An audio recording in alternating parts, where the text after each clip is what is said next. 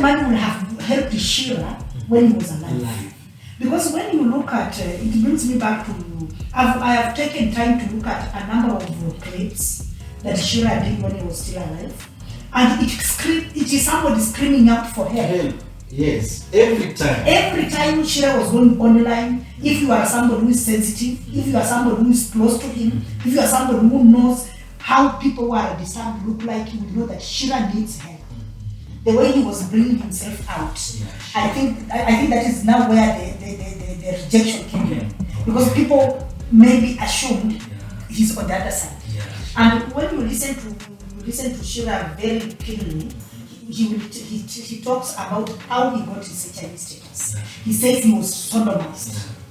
Walimwisolate vibaya sana na hata walikuwa wanamwambia we don't relate with you anymore if you could do this. So hii tena kukuja eti pesa zake za matanga ndio bado tena mnataka kujenga huyo nyanya mwenye Chira mwenyewe alisema alinireject. Mambo vipi wadau. Welcome to Speakers Corner podcast. This is hot, if not hotter, and by the way, you better bring a fire extinguisher because we are about to blow up in a second. In my opinion, we are all but know-it-alls until proven otherwise by me, Presenter Dante. Wallan. Hello guys. Welcome back to our YouTube channel. Of course, welcome back to this space. Of course, this is Speakers Corner podcast, and this should be your number one podcast because, of course, this is the place where we are going to talk about every topic, about everything affecting our societies. And of course, I have a guest by my side, and she is looking beautiful, right, guys? What do you think? You can say. By the way, you are looking awesome. Thank you. So, welcome to our Speakers Corner podcast.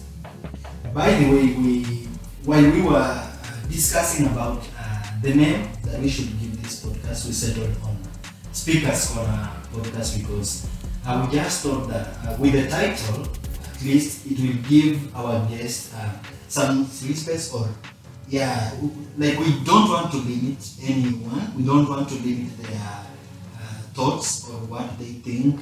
So maybe, or that was our number one priority on why we decided to choose Speakers Corner podcast. So I am saying that to just make you feel comfortable, so that you should know that no one is going to judge you here. We are not going to limit what you are going to say, because of course our judges are our viewers. Yes. So you just say anything, they will comment right there. They will also comment their thoughts and everything. But again, I have already spoken much, and that's not right. So maybe why don't you just introduce yourself? Thank you, Dan. Yes. Thank you, viewers. My name is Nekesa, and I'm happy to be on the Speakers Corner. Okay. It always delights my heart to actually be able to give out my thoughts, Yes. and give personal opinions and views, and let the viewers be able to start a conversation around it. Yeah. Sometimes it's very important to let them out so that actually a conversation is complete. And I think that is why I also feel really in the right place. Okay. So back to what I told you, and you are looking great. Is there someone specific who's dressing you? Because honestly speaking, I love how you look today. Thank you. This is my laid back look. Okay. And I didn't know I look that nice, but though I think that is relative also. Yeah, sure. You know, beauty is in the eyes of the beer holder. Oh, yeah, sure. Yeah. Mm-hmm. So, Leo, but just feel free. I want us to talk about mental health among the youth. You know, it's something that I think personally, currently, it's affecting a lot of youths, and I will want to relate it with some of the things that is happening in our social media platforms, and even for society to at large. Because just currently or recently we lost Chira. Yeah, it's very sensational TikToker, and she was a darling to me. That's what I know, and we lost her, and hiyo tu kifo yake imebring a lot of maneno mengi sana. And a lot of conversation. Sure. Yeah. And mimi personally, nadhani I will just sum it up to mental health, general mental health. What do you think is eating up the youth? Or what do you think is the backbone of this mental health? I think the death of Brian Chira, Yeah. I think got everybody by surprise. Sure. Peace be upon his name. Yeah. When we look at, I want us to zero down on Brian Chira, though I think he's a representative of so many people. Yeah, sure. And I don't think when we talk about the youth having issues, it will be accurate. Yeah. I think the issues are affecting almost everyone. Everyone. I think there are so many things that are happening that are actually tormenting people. Yeah. But when we come back to Brian Chira, from my point of view, I'll point out a number of things. Brian Chira was representing the most thing that, following his story, he brings out the issue of LGBTQ. yes, And also an activist of HIV. yes, people living with HIV. Yeah, yes. That is the second issue. Then I think we also have the issue of rejection. We have seen it coming out through the grandfather and a number of people that he interacted with. 2 days ago, Yeah. I heard someone saying that there's a time Brian Chira was arrested, Yeah, sure. and he called somebody, a number of his friends, Yeah. to take his ARVs to the cells, Yeah, sure. but you see nobody was able to do that. Let us start with the LQ. LGBTQ. Yes, we want the viewers to understand what does it stand for. In full, I think you know what it means in full. Right? But for the purpose of Yes, then we have the lesbian, yeah, gay, bisexual, yeah, transgender, and queer. oh, yeah. So that is what it means. The abbreviation stands for that. And unfortunately in Kenya, it's a new concept. And anything that is new, and this being a culture outlet, we are looking at the conflict of culture. Like LGBTQ Yeah. is actually going against the norms and practices of our culture. Sure. And it's really difficult for people to accept it. Yeah. And you know, the initially, people used to think that it's a condition. It's something that can be corrected. But you will find out that it's something that is part of the person. Yeah. So, like, people are struggling to be accepted.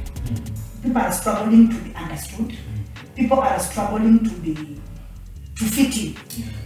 That is why you see, like, there is one of the international stars who have decided to call their children them instead of she or he. Yeah. Because, like, they are giving them room to decide. Explore, yeah. To decide when they grow up, they Their can sexuality. decide their sexuality. So I think Brian Chira, being an activist, I think it was difficult for him, having grown up in a rural setup. Yeah.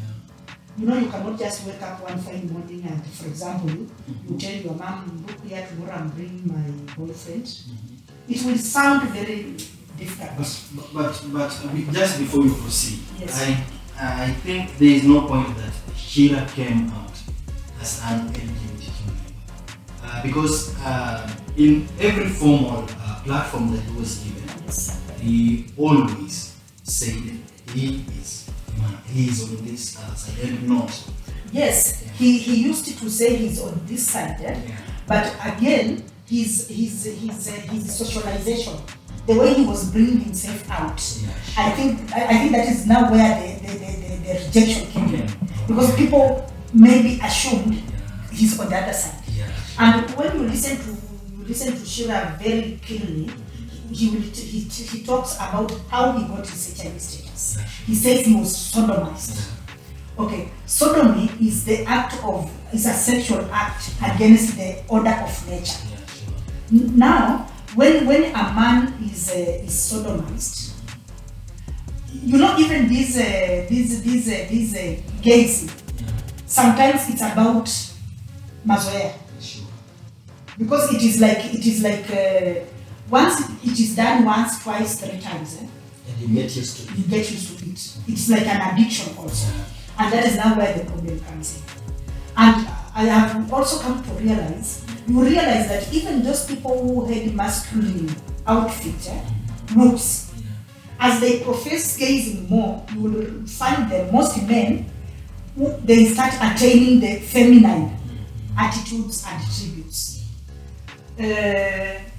So when you look at Chira, those are some of the things he was struggling with. He was struggling with the people looking at him as gay. He was now struggling with, now after being sodomized, he has now been infected with HIV. Now he was apart from being stigmatized on being on the wrong side of expectation, he was now being stigmatized on being HIV positive. What really puzzles me then is, at this era, we are in the 21st century, for Christ's sake. I don't think HIV/AIDS should be an issue.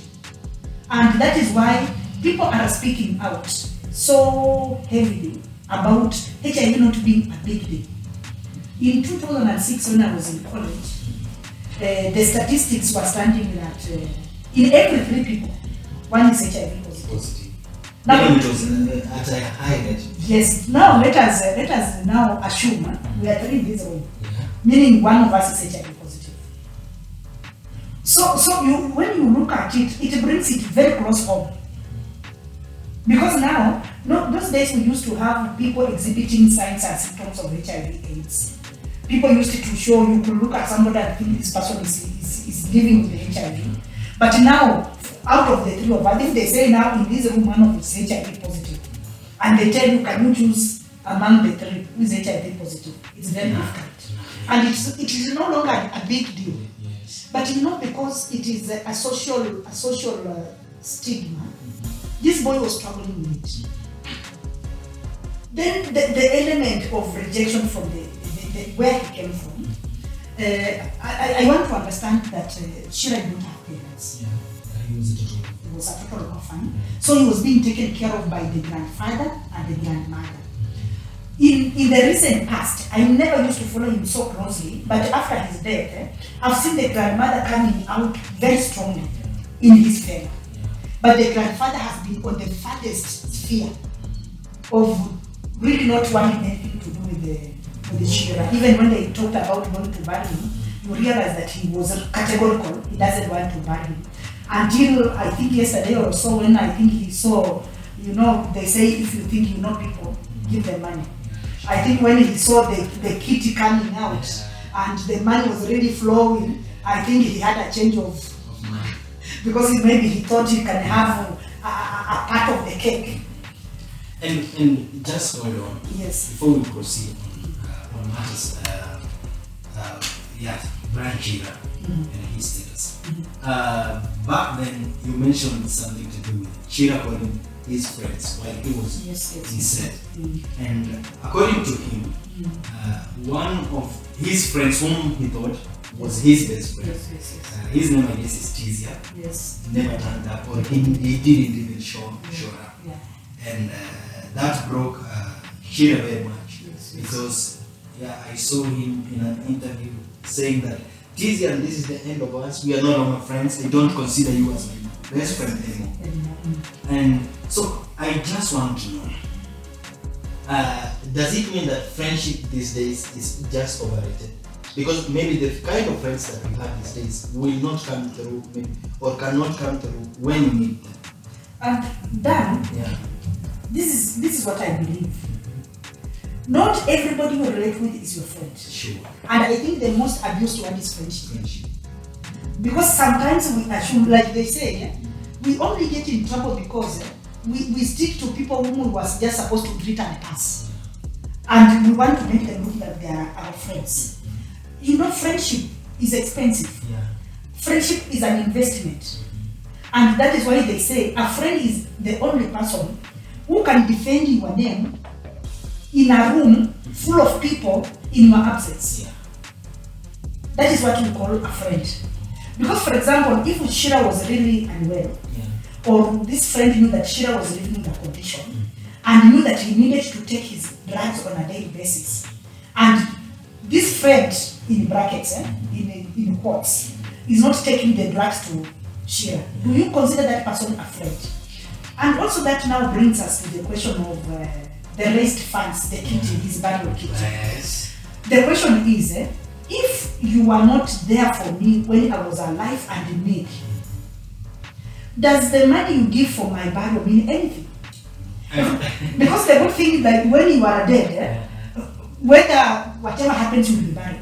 Hata kama utazikwa makaburini, yes. And you know it's not your, it's like there's a clip I show where Chira was saying, mimi naishi maisha yangu sahi. Whatever happens when I'm dead is your business. Yeah. It is not the dead person's business what you do. So to me, nimeona pia a popular opinion somewhere watu wakisema eti maisha ni yako, matanga ni yako. Yes. Yeah. So what I'm saying is, to me the friendship, so many people live in this world believing there are people who can always have their back. But the truth is, you must have your own back. And that is why they say sometimes what hurts is not the stab, but the person behind the person behind the knife. Yeah, sure. When you turn and see the person holding the knife, it hurts more than the stab itself. So I think in the case of Chira, he was let down big time. You now see everybody talking about Chira this. Like the other day I had Nyako really wailing loudest about the bond they had. Then there's this lady called Jaber or somebody. Yes, she was really, it's only that you never knew you were an item with the baby. Then it brings back to the issue of what kind of society are we living in? Yes. Full of hypocrisy and a lot of fallacies, where people pretend to be there when they are not there. You might think you are a part of people when they are just a crowd, bringing a lot of noise along your path and actually preventing you moving forward. Yeah, sure. Because again, I was wondering, why do you have to?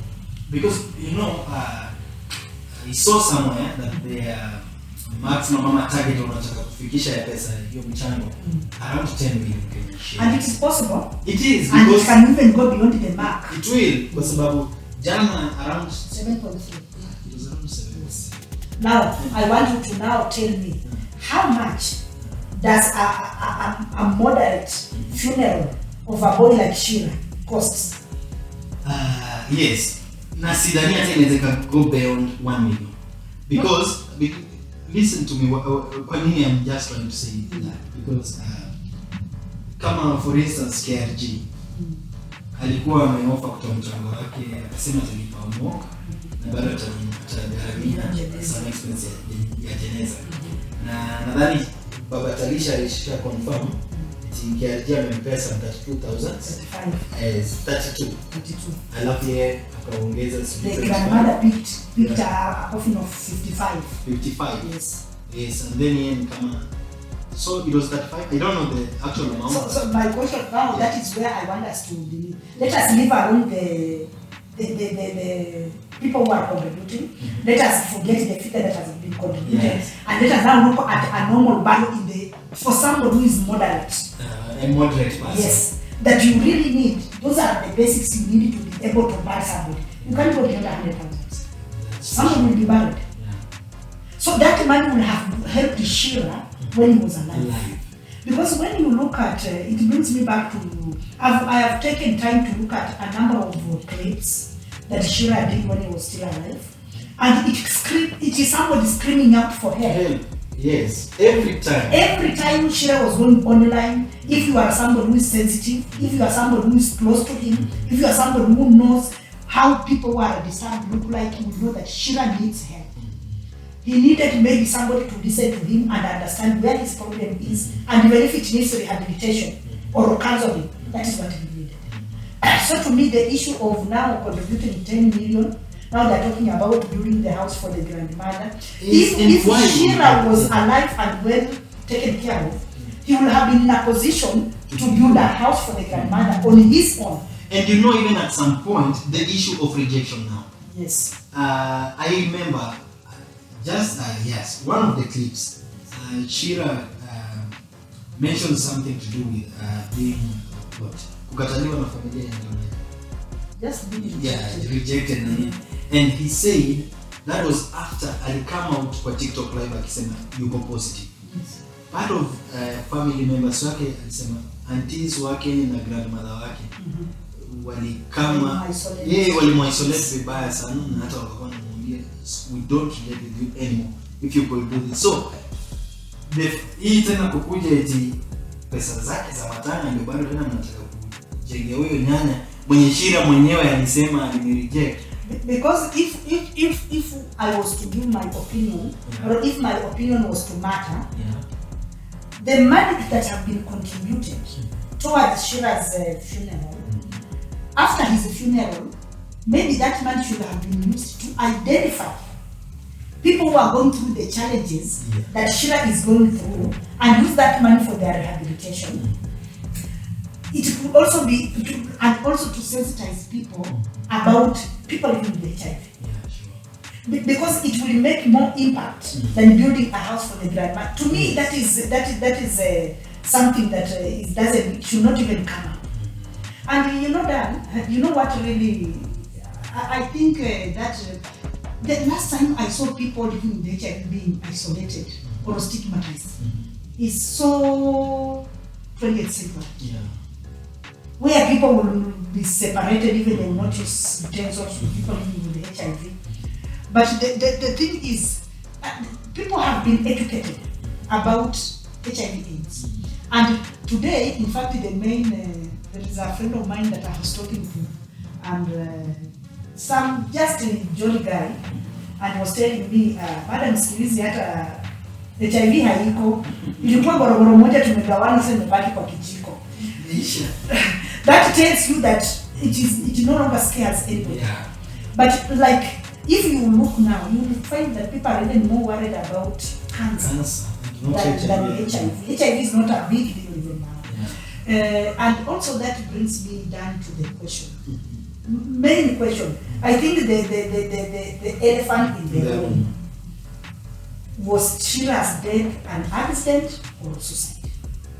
Or suicide? Yes.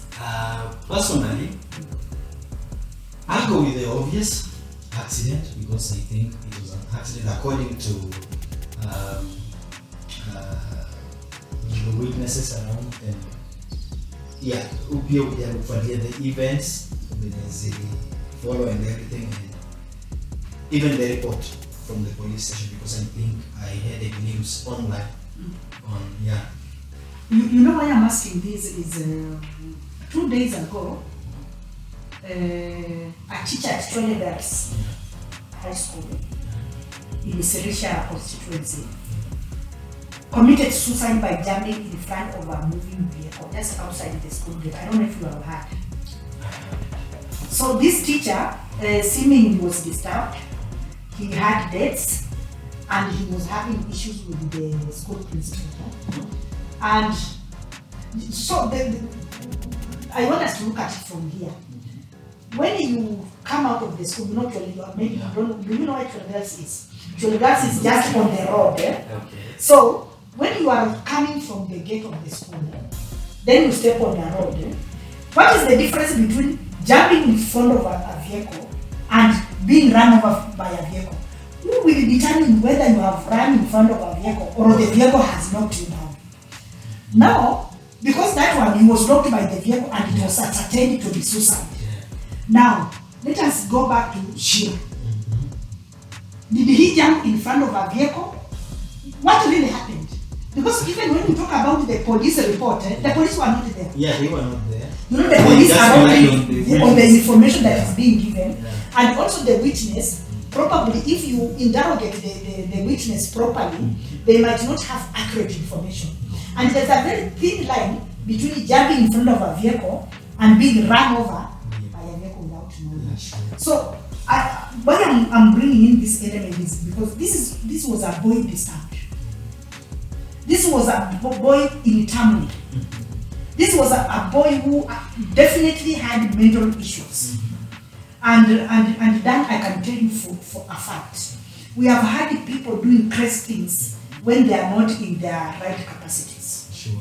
So, and it looks like this boy was fighting so many things at the same There's so many time. battles. So, now you don't even know which one is overwhelming. Here he's struggling with HIV. Here he's struggling with friends. Because when you look at HIV, they only say that a cup of tea is only hot when it's you taking it. And the pills of drugs are only bitter when it's you taking it. But when it's another person, meza dawa. But when now they give you dawa sasa meza, now that is where it becomes an issue. People take about HIV very easily because maybe they are not infected or they are not affected. But once you get infected and you walk the journey, it is not easy. Hapo ndio utajua kiatu mahali na kufinya. Yes. So you have seen people going and talking about how they are HIV and how they are okay living. For those people to get there, they have gone through a journey. And that journey is full of thorns and storms and so many things. So to me, Chira was a very young boy. He had a whole life ahead of him. So to me, it was just too much. It was too much. And now the problem is now look at the kind of friends he had. You cannot say he had a confidant. Yeah, sure. He did. Maybe the person who could have been a confidant was the grandfather and the grandmother, and just to see the kind of treatment they gave him. Now he runs to his bloggers friends who they can only earn views by exposing his story. Yeah, sure. Now maybe in return just getting some petty. They only can make sense if they share his story. And by sharing his story, they hurt him more. Yeah. Now it is tricky. Very tricky. Very tricky. And I think you have a point, in fact a very concrete point on that. Because personally I would want to rely on the bloggers. Because I think bloggers should also take, if indeed we are in a blame game or we are trying to ascertain what really pushed this boy to what happened, nadhani pia bloggers have to be blamed at some point. Yes. Because kuna venye na feel kama pia they took advantage of him. Yes. Because sharing hiyo information yake kila mara na nini, you don't know what really hiyo information chenye watu viewers wana consume na uwezi jua ni wanamchukulia. Na tena unaona Dan, Yeah. it's very difficult to live your life on the defensive. Yes. Unaona sasa once the bloggers just branded Chira to be gay. Yeah. Now it was their word against his. Yes. Yeah. And these ones are the people who are getting information to millions and millions of people. And then now it's like, even when there's something called self-stigma. Self-stigma kills more than the condition. Yeah, sure. Because when you are just seated in the house alone, you think that now everybody knows about my condition. Everybody knows about my problem. Now you think the best thing you can do is one, either you lock yourself in the house and just die quietly, or go out there and become crazy. And I think that's what Chira, you are trying, people don't fake being unwell. Yeah. They fake being well. Yeah. So Chira was trying to appear okay. But in that trying to look okay, is now he was loudly telling the world that I have a problem. Yeah, sure. The loudest sound is the unspoken word. Yeah. So when you really want to help somebody, you listen to what they have not said. So if people could listen to what Chira was not saying, is that, look here, I need help. But because now our world is now governed by how much views you can make, and how much popularity, and how much money. It's a world of competitions. It's a man-eat-man society. So, like now we say today we want to get Chira's story out. Now we have 5 bloggers. Let us see who will get more views. Yeah. You are forgetting about the personal integrity, the personal dignity, and the personal privacy of this person. Now it's like by tearing this person apart is where you get your bread and butter. But then again, is that fair? No, it's not. It's not.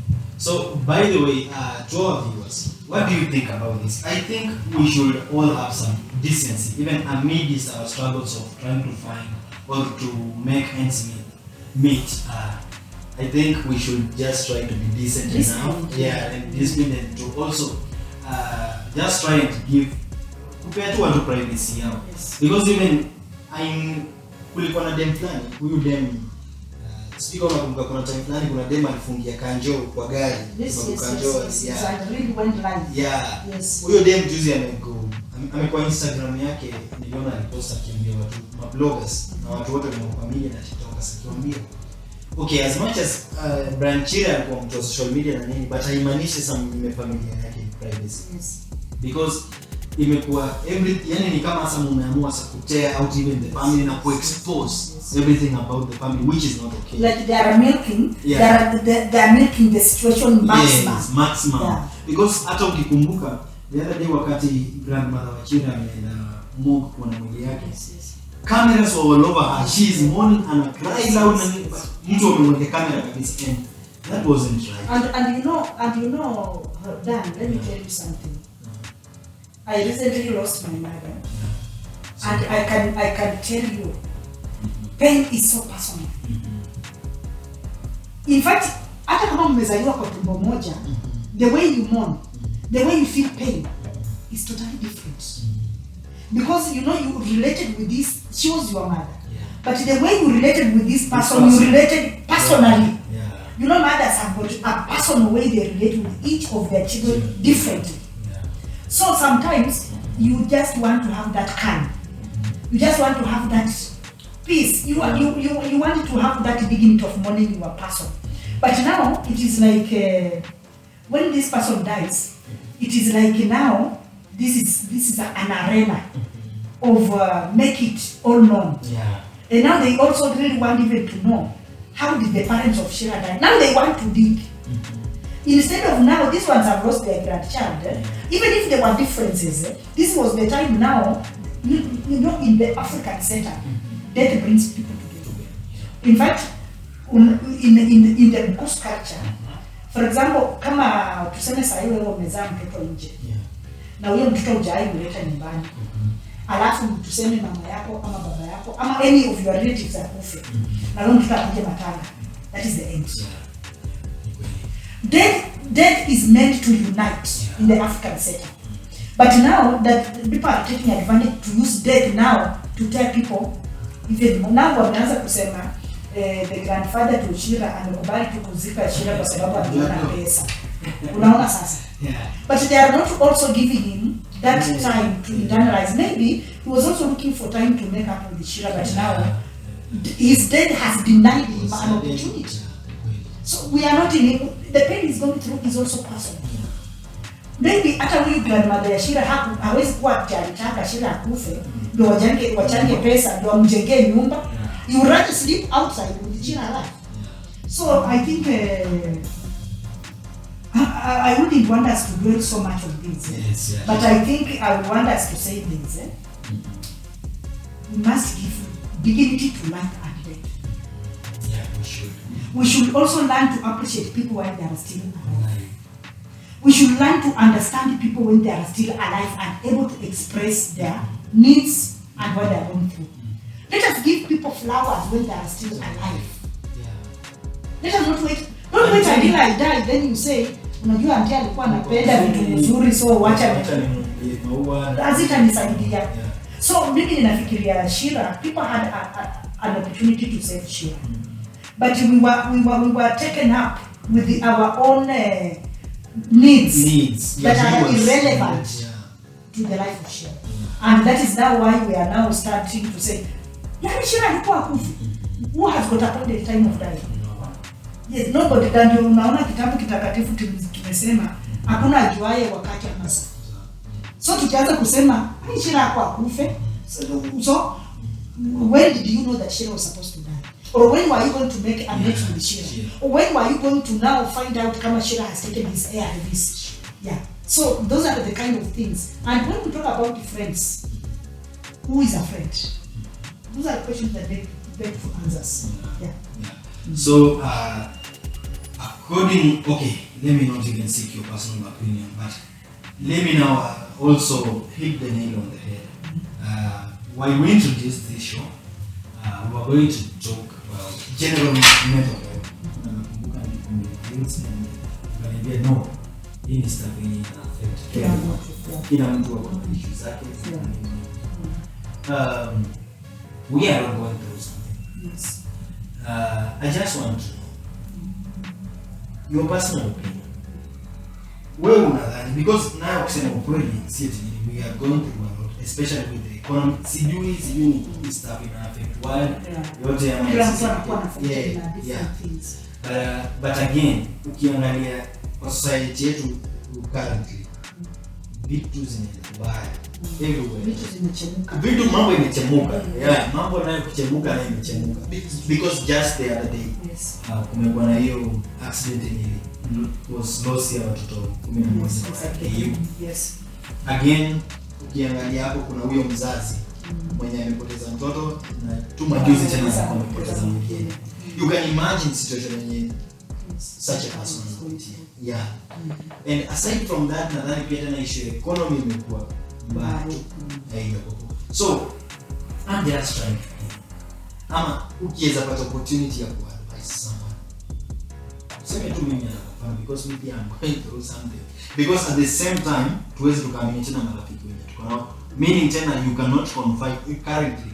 Ni vigumu sana hata confide kitu kwa rafiki yako because juu na rafiki nani hata ataenda expose afanye nini mwingine. What do you think tunafaa kudeal na hizi stuffs?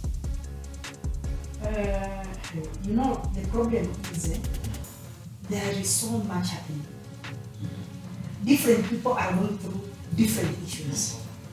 Kuna yule anaenda through the economy needs. Kuna yule anatafuta mtoto hapati mtoto. Kuna yule anatafuta bwana hapati bwana. Kuna yule ako kwa ndoa imemshinda. Kuna yule anataka tu ni mgonjwa. Kuna yule, there are so many issues. So you know everybody is going through a different situation. Uniquely. Yeah. And you know, like they say, problems are unique. Yeah. And there's a time there was sijui kama unakumbuka kuna moto ilitendeka in Gas Cabinet Gardens in Nairobi. Ndio ilichoma, nilisikia mtoto wa minister sigara washa nini na ikachoma wanafunzi kidogo. Kids died. Yes. Now there is this father who came because they were banned beyond recognition. Now they had to do DNAs to be able to identify bodies. Yeah. Now there is this father who went to identify the daughter. Wakati wanaenda kufanya DNA, ana find out mtoto hata si wake. So what I'm trying to say is there are so many things. Sasa unaweza imagine huyu mzazi alikuwa amepata emotional nini ya mtoto. Then later on si wako tena si wake. Sasa you can imagine the ripple effect nyumbani to the marriage, then the mistrust in the family. Such a person, when you meet with such a person, anaenda through vitu mob. So you know, hata my personal opinion doesn't count here. Kwa sababu even me as a person, I could be going through a lot of things. It's only that, and you know, most of the time ndio ninasema unaona wase wanapenda kuongea sana. They're the best. The better side. Yes. Because wataongea na some of the pressure will come out. But unaona wale wase wanapenda kunyamaza. Umenikosea lakini wacha ninyamaze tu. Wacha ninyamaze tu na shida zangu. Ama ameenda mahali ameomba pewe kitu, maybe sina chakula. Amenyima anasema sawa tu. Na kuna wengine wako na pride. Maybe kuna mtu, for example, ulikuwa na very big business and it has happened to people. Mtu ana very well. Alafu anafika tu mahali all of a sudden because hizi taxes za Zakayo zinampeleka hivi all of a sudden, ama nini ilikuwa inatoka Mombasa imeanguka, kila kitu imepotea. Because of pride anaamua tu ataki kuuliza watu for help because sasa hata mjui the right person kuulizia. Sasa yeye anaamua kunyamaza, ndio tu mnasikia alikuwa amekaa kwa nyumba akakufa. Recently, umeona this radio presenter anaitwa Chira. Yeah. She was just found in the house dead. They later on found out she died of pneumonia. Now, you know, this is a girl who's having, when you look at her, you look at, she's having everything all put together. Yeah. But now, she's all alone in the house. There was nobody even now to notify people that huyu ni mgonjwa or people are going through a lot. I think the best thing is just to be a good friend to a friend. When you decide to be a friend to a friend, be a genuine friend. And when somebody cries out for help, understand that this person needs help. Wacha tuache kuchukulia watu ni kama ni kitu ya kawaida. Huyo kawaida yake sasa Chira unajua anapenda kupika kelele. Sijui leo ni nini. Hiyo ni content. Hiyo ni views anatafuta. Watu wanapigana kama sasa content creators hata wakipigana kwa nyumba sasa you can't take them seriously. Because unasema ati ilikuwa cloud chasing. You cloud chase on very serious things. And now when the real thing will happen, people will ignore. What was speech player serious? You will see the child who cried wolf. Eventually when he was mauled by the wolf, nobody took him seriously. Yeah. So I think that is the only way I can sum it up. Yeah, na maybe tu pia mimi pia if I could add, nadhani pia it's very important. Kama vile tu umesema we share some things kama especially tukipojua mtu mwenye anapenda kuongea sana. Maybe at times pia tunafaa pia kuignore ati vile especially kwa watu wa pride. Yes. Nadhani this is time when you bado ufai na pride. You just need to let your guard down kwa sababu walai because bado pia ni mwana watu wengi wamesuccumb to pressure sana. Watu wengi pia tena wanaona succumb to pressure sana. Nadhani pia hiyo inakuwa inaletwa na hiyo mambo ya kuanzia something zaidi but ukiweza kuwa tu na rafiki mwenye unaleta au tunamweleza unafanya nini na bado pia at the same time hizi steps zinasimama kunywa maji na nini pia I think is very healthy. Yes. Wala tunashukulia tu kawaida na nini. Inhale and exhale. You know, in my culture we say that whoever is dying doesn't hide their behinds. I think we are there. We are there. Yeah, so just make sure alafu pia nadhani kama mambo pia physical jogging, kutembea some walks, I mean very important. So yeah, tusijieke tu mambo mengine zitachua. I think we should call it a day. Yeah, it was a very wonderful talk. And nishukuru sana kuhost hapa hivi. I am hoping to host you over and over again. Yes. Yes, guys, what do you think? Of course, this is Speaker's Corner. I think to our viewers out there, you can just give a shout out to our guest. She has really done well, and she's very nimependa how she's composed and the kind of wise words zenye ametupea, because mimi pia nadhani nimekuwa kuna someone watu na pia nimejiambia from here kuna mambo siendi kuchekea because mimi ni mtu wa kunyamaza sana. I think this is the end. I don't want to take your route in yeah, so to our viewers, you can only comment to make us better na pia to criticize so that we can improve where unafikiria bado hatujafika standards zako, but of course with the time we will be there. I am your host, Presenter Dante, and this is Speaker's Corner Podcast. Kindly hakikisha una subscribe na unaendelea kutusupport. Until next time.